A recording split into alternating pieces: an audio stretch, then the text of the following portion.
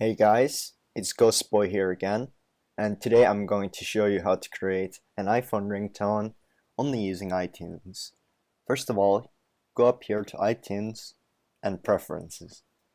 Now, go to Generals tab, Import Settings, and make sure AAC encoder is selected. And click OK and OK. And this is the song I want to make the ringtone out of. Play the track. I think a good part to start the ringtone would be at the drop.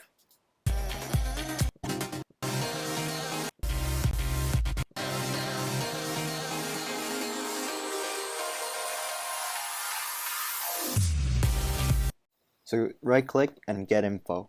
Go to options and enter the details into there.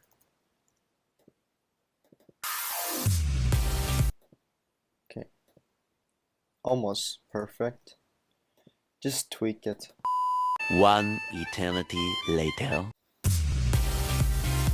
Okay, it has taken long enough and I don't want to do any more, so iPhone allows 40 seconds of audio for the ringtones. So I'm going to select something that's less than 40. So 2 minute, let's say 20. Okay, that's alright. 2 minutes 20. Now we have something that plays for less than 40 seconds. And you right click, create AAC version.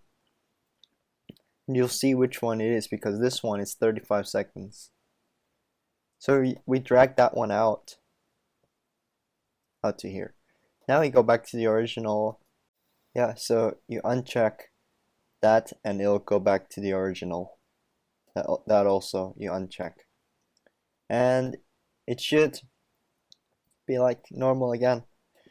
And I'm going to go to this file, right click, get info on Mac, right click rename on Windows. See the extension M4A? Change that to M4R. That's the iPhone's ringtone. And click enter. Yeah, and then you just drag that into iTunes again. And you sync your phone and it should be there. I hope you learned something today. Thanks for watching.